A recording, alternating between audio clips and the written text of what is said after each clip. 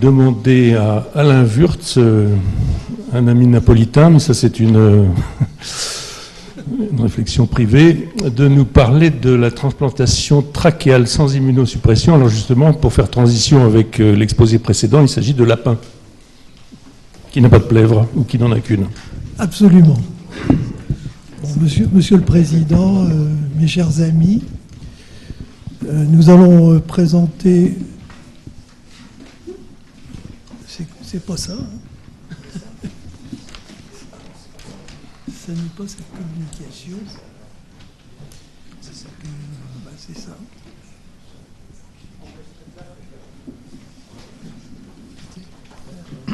Voilà.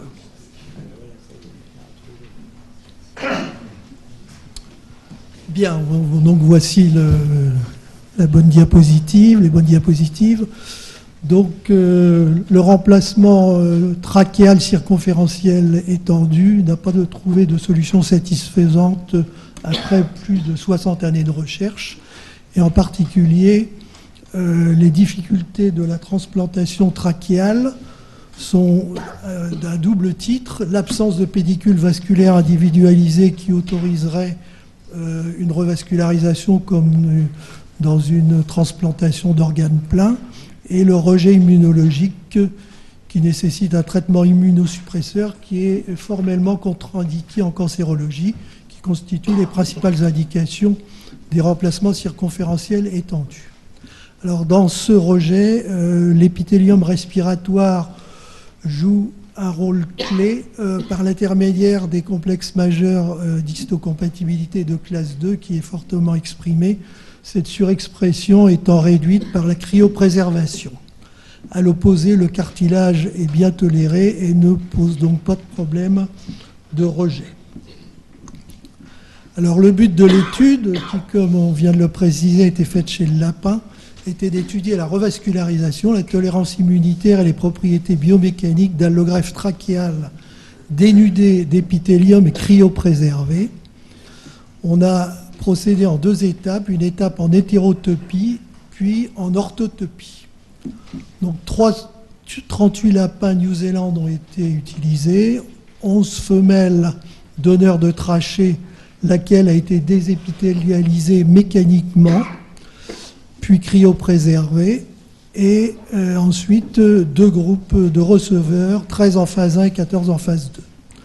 En phase 2, il y a eu également un suivi macroscopique des lapins, et nous avons étudié la macroscopie des greffons, leur histologie, et nous avons fait également une étude immunohistochimique par le marquage apostin, qui est un marqueur spécifique de l'apoptose. Alors, la méthode en phase 1, eh bien, elle a consisté en l'enveloppement de segments de 10 à 12 anneaux d'allogreffe trachéale désépithélialisée et cryopréservée dans un lambeau de fascia latérothoracique dont vous voyez qu'il présente un volumineux pédicule vasculaire. Donc, ce greffon a été enveloppé de manière circonférentielle dans ce tissu bien vascularisé. 4 lapins n'ont pas eu de tuteur interne, et compte tenu des résultats, eh bien, nous avons mis en place un tuteur qui maintenait donc la trachée à sa longueur et à sa morphologie initiale. Bien entendu, les animaux ne recevaient pas d'immunosuppression. Alors, quels ont été les résultats de cette phase 1 ? Eh bien, les animaux ont été sacrifiés de J7 à J91 et nous n'avons pas observé un fait négatif important, c'est qu'il n'y avait pas de prolifération endoluminale fibroblastique.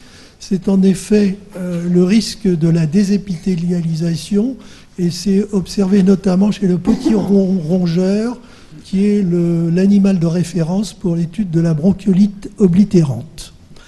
Par contre, cette absence de tuteur a entraîné, comme vous le voyez à gauche, sur un prélèvement effectué à J61, eh bien vous avez une rétraction du greffon qui perd à la fois sa longueur et sa circonférence. Alors qu'à l'opposé, à droite, vous voyez ce greffon qui garde une morphologie tubulaire parfaite avec des anneaux cartilagineux régulièrement espacés. Sur le plan microscopique, avant le 7e jour apparaissent des signes de néoangiogénèse, et vous voyez ici des capillaires néoformés dans la lamina propria, repérés par les petites flèches. Absence d'infiltration lymphocytaire, qui est le marqueur majeur du rejet des allogreffes, sauf chez 3 animaux, il existait un petit résidu épithélial, et notamment une inclusion à l'intérieur de la lamina propria qui ne peut être enlevée mécaniquement. Alors, plus tardivement, eh bien, l'inflammation reste minime, toujours sans lymphocytes. La néoangiogénèse est toujours présente et la lamina propria se fibrose, ici, comme vous le voyez ici, avec organisation de trousseaux de fibres conjonctives. La néoangiogénèse est toujours présente et le cartilage évolue vers la nécrose périphérique des chondrocytes qui deviennent évanescents, tandis s'installe une calcification centrale au niveau des cartilages qui assure la rigidité du transplant. Alors l'immunomarquage apostin, comme je vous le disais, c'est un marqueur de rejet à minima. Eh bien, nous avons au niveau du cartilage un marquage très faible qui n'est visible qu'en début chez les animaux sacrifiés précocement et qui doit correspondre, selon Tanaka, à une ischémie initiale du greffon, alors qu'au niveau des tissus mous, eh bien, nous avons une apoptose avec des cellules qui évoluent sous forme d'une distribution gaussienne avec un pic à J20 qui est très évocateur d'un rejet chronique à minima. En conclusion, cette première phase, on pouvait dire que les allogreffes trachéales dénudées d'épithélium et cryopréservées sont revascularisables en hétérotopie. Elles présentent une tolérance immunitaire sans traitement anti-rejet, avec le rôle clé de l'épithélium qui est bien démontré par cette image qui montre l'infiltration lymphocytaire massive d'un segment témoin non désépithélialisé, mais simplement cryopréservé. Ce qui prouve d'ailleurs que la cryopréservation n'est pas très efficace en termes de réduction du rejet. Enfin, ces allogreffes conservent leur qualité biomécanique grâce à la calcification des cartilages. Alors la phase 2, c'est la transplantation trachéale proprement dite. Nous avons opéré 3 lapins en 2 temps avec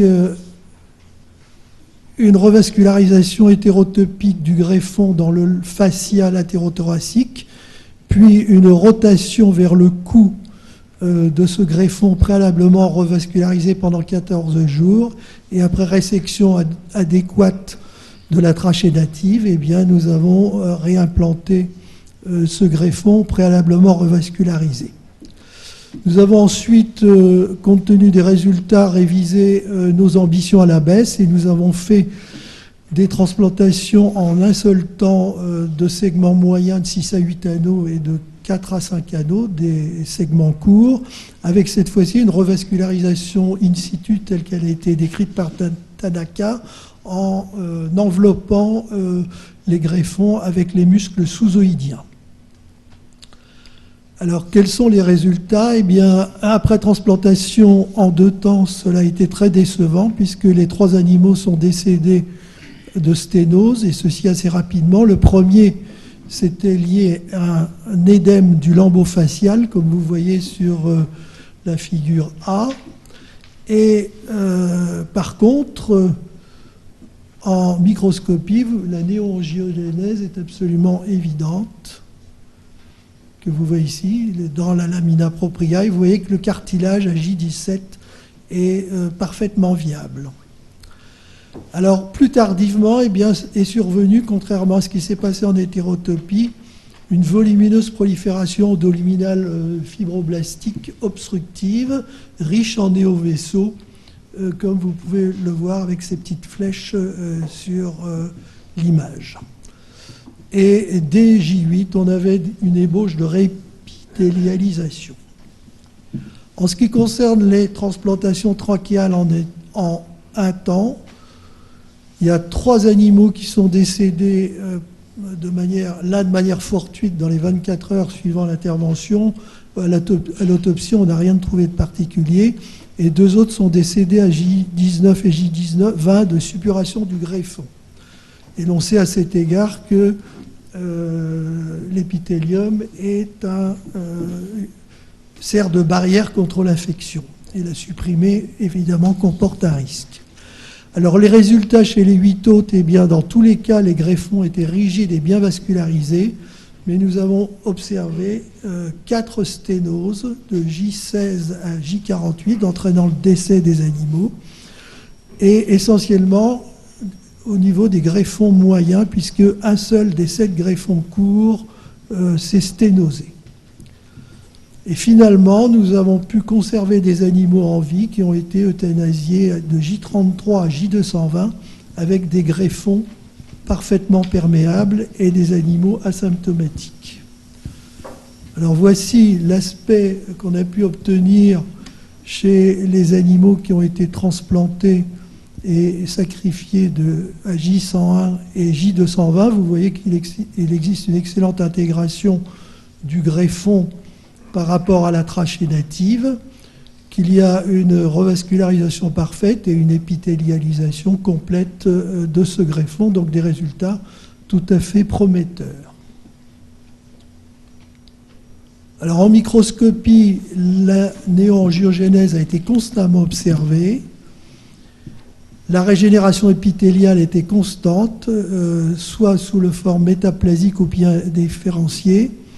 Il y avait une fibrose de la lamina propria qui était plus ou moins épaissie et une calcification des cartilages. Et comme dans la phase précédente, absence de lymphocytose. Alors voici un exemple d'un greffon transplanté et chez un animal qui a été sacrifié à J101. Vous voyez la régénération épithéliale sur un mode bien différencié avec des cellules présentant des cils vibratiles, la fibrose de la lamina propria qui est bien vascularisée. Ici, vous avez une néoangiogénèse évidente et vous avez le cartilage qui est largement calcifié, ce qui assure la rigidité du greffon. Alors, un autre aspect, c'est une régénération sur un mode métaplasique, régénération épithéliale. Ici, toujours la fibrose de la lamina propria qui est un peu plus épaissie que dans le cas précédent, et toujours les néovaisseaux visibles et la volumineuse calcification du cartilage. Alors, sur le plan de l'immunomarquage, eh bien, les résultats sont à peu près équivalents par rapport à la phase précédente. Comme vous pouvez le constater, il existe un marquage précoce du cartilage, c'est le marquage brun des cellules qui sont fléchées, et le marquage des parties molles est moins marqué que lors de la phase précédente, puisque la régénération épithéliale favorise l'acceptation du greffon, comme l'a démontré Ito. Alors le suivi bronchoscopique, je pense que j'aurai le temps de montrer des vidéos à la fin. Eh bien, nous avons fait en moyenne 4 bronchoscopies par animal, donc 52 examens, 35 étaient systématiques et 17 examens étaient interventionnels.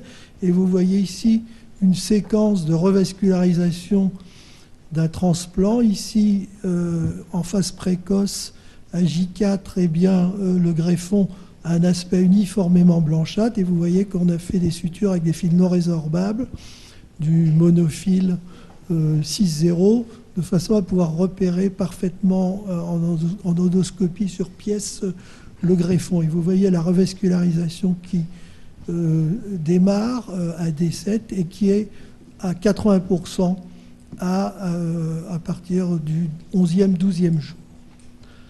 Alors, que peut-on faire comme commentaire? Eh bien, on peut dire que les allogreffes trachéales dénudées d'épithélium et cryopréservées sont bien tolérées sur le plan immunologique mais elles ont un comportement différent en hétérotopie et en orthotopie. Et sans doute, il y a là le rôle de l'environnement inflammatoire du fait de la flore oropharyngotrachéale qui peut entraîner donc cette réaction inflammatoire locale. Ainsi, cette prolifération endoluminale fibroblastique constitue-t-elle une sévère hypothèque à la réalisation des transplantations trachéales longues qui sont les seules utiles en pratique? Alors, ceci a été schématisé de la manière suivante. Il me semble qu'il existe un phénomène de compétition entre la régénération épithéliale et la prolifération endoluminale fibroblastique qui explique les bons résultats des transplantations trachéales courtes et les moins bons résultats à mesure qu'on allonge la longueur du greffon. Ainsi, vous avez cette régénération épithéliale qui démarre à partir des berges des deux segments anastomosés de la trachée nasive, qui a été donc schématisée par cette flèche violette, et ici la compétition avec la prolifération endoluminale fibroblastique qui naît de la lamina propria, qui est donc et qui a tendance à obstruer le greffon. En conclusion, il faut faire ces études dans d'autres espèces, et nous étudions actuellement le millipore. Et le futur de la transplantation trachéale chez l'homme pourrait consister en la revascularisation hétérotopique de cet allogreffe trachéal dénué d'épithélium et cryo-préservé à partir de l'épiplomb ou du fascia, et une transplantation trachéale secondaire sous couvert d'une endoprothèse en silicone transitoire avec un double objectif: éviter les phénomènes de surinfection qui pourraient affecter le greffon et assurer une cicatrisation dirigée de l'épithélium. Je vous remercie de votre attention.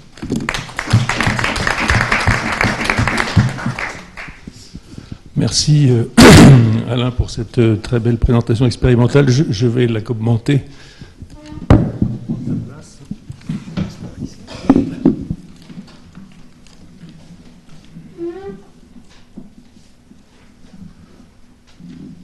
Alors,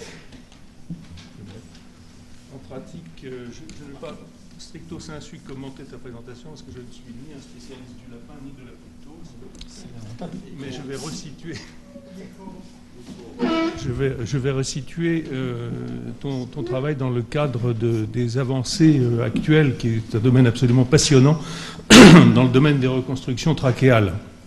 Alors, juste pour resituer un petit peu pour notre compagnie, les sténoses, la reconstruction trachéale est nécessitée quand on a besoin d'un remplacement trachéal long, bien entendu, comme tu viens de le souligner, c'est-à-dire, quelle que soit la destruction, la sténose, qu'elle soit traumatique, iatrogène ou maligne, on a besoin de remplacer des trachées qui font plus de 6 à 7 cm, car sur des pertes de substances inférieures, une résection anastomose est en général possible au prix de certains artifices. Alors le problème, c'est de trouver le bon substitut trachéal. Et de quel substitut peut-on disposer? Il faut qu'il soit rigide latéralement, il faut qu'il soit flexible longitudinalement, il faut qu'il soit étanche, il ne faut pas qu'il soit toxique, il ne faut pas qu'il soit immunogène, il ne faut pas qu'il soit carcinogène, il faut qu'il soit solide, résistant dans le temps, capable de s'épithélialiser, comme tu l'as souligné parfaitement, qui résiste à l'infection. En plus, on va le mettre dans un environnement qui n'est pas stérile, qui est bactériologiquement occupé, qui est immunologiquement très actif, et tu l'as souligné également, en raison des cellules muqueuses. Et il va donc requérir, si c'est un corps étranger, la présence ou l'administration d'un traitement immunosuppresseur puissant, qui évidemment va conduire, comme toujours, à ce qu'il ne soit pas incorporé, qu'il s'infecte, qu'il soit rejeté et qu'il migre. Donc, ces contraintes vont conduire à... comment ça se fait que j'ai 2 diapositives? Ah, c'est la suivante qui est là, oui, pardon. Alors, je suis où, là? Oui, pardon. Alors, les différentes innovations technologiques qui ont été proposées dans le cadre de la recherche de ce substitut trachéal idéal, c'est la transplantation hétérotopique revascularisée, sans immunosuppression, comme tu viens de nous en montrer un très bel exemple, comme d'autres l'ont fait avec l'épiplomb en particulier. Il y a une équipe autrichienne qui s'est beaucoup intéressée à ça. On peut transplanter le greffon dans différents muscles ou organes particulièrement vascularisés. On peut faire, et tu t'y es beaucoup intéressé, je le sais, à cette technique des allogreffes aortiques, tel que ça a été présenté ici par Jacques Azorin puis Emmanuel Martineau par la suite, en particulier des allogreffes aortiques destinés à remplacer des segments de bronche. On peut réaliser des néotrachées composites homologues, comme vous en avez un exemple ici sur la droite. Ça, c'est la technique développée à Maryland Long, où on prend des cartilages costauds qui sont taillés, qui sont intégrés dans un faisceau de peau et enroulés jusqu'à constituer une néotrachée qui elle-même va être regreffée, mais ayant reconstitué sa vascularisation. Et puis, on va faire du bioengineering. Et c'est là-dessus que je voudrais juste vous présenter 2 ou 3 plaques, parce que je trouve que ce domaine est absolument passionnant. Le bioengineering tissulaire consiste en fait à prélever un organe chez un donneur. Cet organe, par exemple, éventuellement une trachée bifurquée, sera décellularisée pour en faire une espèce de matrice, de moule complètement acellulaire. Puis on va le recellulariser grâce à l'introduction de cellules souches. Et puis, grâce à des facteurs de croissance, on va pouvoir le réimplanter. Cet enfant que vous voyez sur la droite, non, vous ne le voyez pas, mais moi je le vois, cet enfant que vous voyez ici a pu faire l'objet d'une telle retransplantation à partir d'une trachée prélevée chez un donneur qui a été, disons, épluché grâce à un processus enzymatique de tout son tissu cellulaire, s'est retrouvé sous forme d'un espèce de squelette de collagène. Il a ensuite été injecté avec des cellules souches qui ont été isolées, bien entendu, de la moelle osseuse du receveur. Et puis tout ça a baigné dans des facteurs de croissance appropriés. Et cette trachée qui a été réensemencée avec les cellules du donneur a été ensuite transplantée avec beaucoup de succès, puisque cet enfant a, à ma connaissance, au moins vécu 5 ans. Je crois qu'il est toujours vivant. Alors, un autre exemple de cette technique, dans un domaine totalement différent, il s'agit d'un adulte de 36 ans qui a pu faire l'objet d'une transplantation après avoir eu un cancer du poumon envahissant la région de la bifurcation trachéobronchique. Cette intervention a été précédé d'une radiothérapie. Malheureusement, il y a eu une récidive précoce et il a fallu reconstituer cette bifurcation trachéale. Vous voyez ici qu'il y a eu un système d'imagerie qui a consisté à reproduire en imagerie tridimensionnelle les contours exacts de la partie à remplacer. La partie à remplacer a été créée artificiellement à partir d'un nanocomposite. Et ce nanocomposite, qui a été ensuite introduit dans un bioréacteur et mis en place de facteurs de croissance, a pu être réimplanté chez ce patient avec, comme vous le voyez ici, le résultat à droite que vous voyez. Ce patient également a eu une très longue survie. Alors tout ceci est absolument fascinant et je voulais le mettre en complément de ton exposé parce que je trouve que les gens comme toi, qui ont passé une partie de leur vie à s'intéresser aux transplantations trachéales, finalement c'est un peu je vais dire, c'est pas du tout de méchanceté ce que je vais dire, mais c'est Lionel Terray, les conquérants de l'inutile, parce que finalement vous vous donnez un mal fou pour quelques patients, mais ces quelques patients, et j'en ai connu quand j'étais à Foch avec Arlette Colchen-Personne, en ont tellement besoin qu'il faut continuer à vous défoncer pour ça. Je vous remercie. Très bien, merci Dominique. Alain Wurst, si tu veux répondre. Merci Dominique pour tes commentaires. Je vais prendre point par point un peu ton topo. Parler de l'épithélialisation pour dire que c'est pas tellement le problème des substituts trachéales, parce que quoi qu'on fasse, en général, ça se réépithélialise, quel que soit le substitut. À partir du moment où il y a même par exemple du titanium microporeux est susceptible, du moins chez l'animal, de se réépithélialiser. Donc ça, c'est pas le problème. Le problème, c'est le cartilage. Parce que et la rigidité, c'est-à-dire les propriétés biomécaniques de la trachée. Alors, comme tu l'as souligné, effectivement, le problème septique, ça condamne en quelque sorte tous les matériaux synthétiques.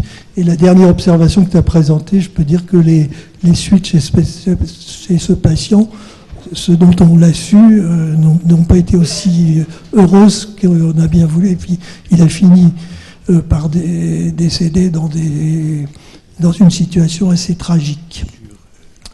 Pour ce qui concerne la transplantation hétérotopique revascularisée, en fait, c'est très anecdotique, puisqu'il y a une seule observation publiée qui s'est sténosée au bout de 4 mois après enveloppement épibloïque. Par contre, les remplacements, transplantation de larynx et du segment trachéal correspondant, qui ont été publiés notamment par Strom dans le New England, c'est efficace.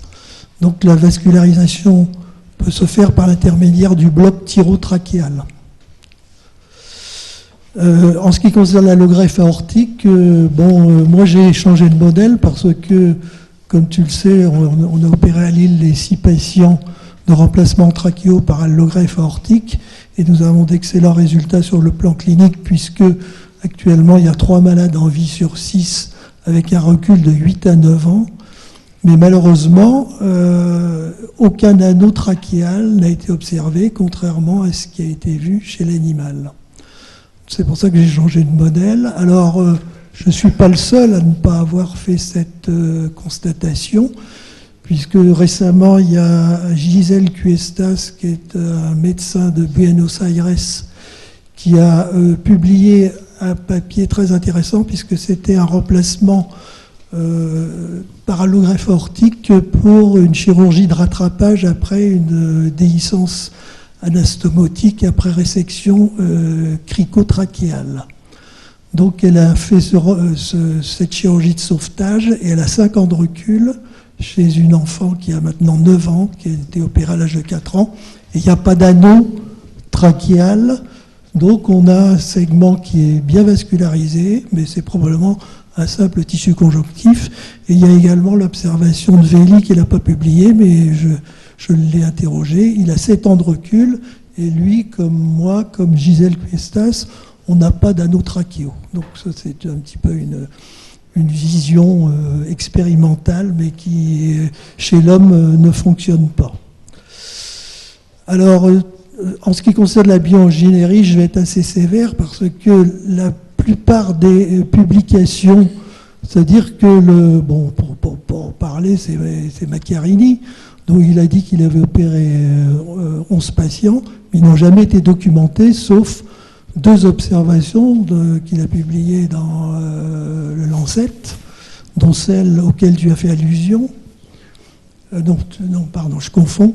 Il y a celle du Lancet de 2007, qui était un remplacement de tronc-souche gauche par une trachée traitée par bioingénierie, et les résultats à 5 ans sont catastrophiques, puisque la patiente a dû avoir une pneumonectomie après avoir mis en place de multiples stents. Bon, ça c'est des données factuelles, mais qui ne sont pas publiées. Et pour ce qui concerne l'observation de Birchall, j'en ai parlé à la dernière séance, le résultat aussi à 4 ans est très mauvais, puisqu'il y a une sténose sévère du greffon. En fait, ça ne marche pas, quoi, pour rester simple. Il y a d'excellents papiers dans d'excellentes revues, mais le long terme est mauvais. Donc je pense que ce sera important que soient publiés aussi les échecs dans ce genre de... Ce que je fais d'ailleurs, assez régulièrement. Je te remercie de doucher mon enthousiasme. Je vais donner la parole effectivement à Bernard Cron. Pardon. C'était passionnant votre présentation, et ça me rappelle ma jeunesse, puisque vous avez parlé de silicone, et j'ai rétabli la continuité biliaire grâce à une prothèse en silicone, avec une étude que j'ai menée chez mon maître Marcel Roux, dans son petit laboratoire, chez 21 chiens, et j'ai pu démontrer la reconstitution autour d'un tube de silicone, d'un cholédoque complet, avec une muqueuse continue. Et votre problème, c'est l'absence d'épithélium sur la partie moyenne, quand le greffon est très grand, et c'est ça qui m'a permis de vous rappeler cette expérience. Ça a été utilisé beaucoup pour des voies biliaires dans le cadre des cancers, et je voudrais vous raconter une expérience à la fin de ma carrière en libéral, où un jeune collègue féru de voies biliaires par voie cœlioscopique, m'appelle au bloc opératoire. Il était en train de réopérer une jeune femme de 30 ans, en pleine péritonite biliaire. Il me dit, tu veux pas m'aider, je sais pas trop quoi faire, je vais peut-être monter une anse en Y, etc. Le cholédoque était très petit, il était rétracté, il y avait une perte de substance. J'avais des prothèses très fines, car j'envisageais un moment, mais je n'ai pas pu le faire, chez l'enfant, dans les malformations des voies biliaires, d'obtenir à Necker une expérimentation. Et je dis, écoute, utilise ma prothèse, c'est très simple, on fait un nœud de chaque côté, on la garde longue et on va voir ce qui se passe. Et si ça ne se passe pas bien, tu l'opéreras dans un deuxième temps quand sa péritonite sera terminée. Ben, ça s'est très bien passé. Et au bout d'un an, on a pu enlever par voie endoscopique la prothèse. Et la malade de 30 ans vit avec un cholédoque reconstitué totalement, sans complications.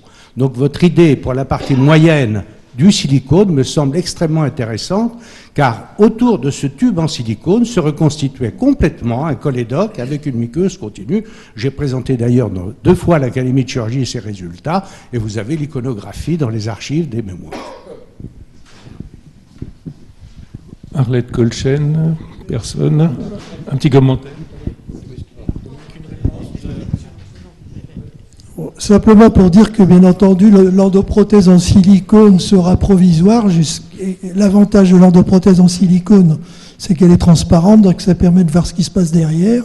Une fois que ce sera bien rose et que probablement réépithélialisé, à ce moment-là, vous pourrez enlever l'endoprothèse. Oui, mais vous n'aurez toujours pas de cartilage. Si, le cartilage, non, puisque l'idée, quand même, chez le lapin, on a du cartilage calcifié. Bon, chez le porc, enfin, j'anticipe pas sur une future communication, mais pourquoi voulez-vous qu'avec une transplantation, on n'ait pas de cartilage?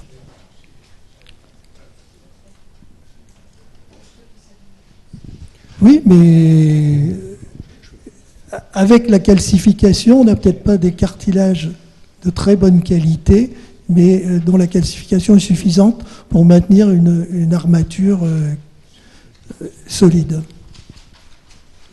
Merci. S'il n'y a pas d'autres questions, non ?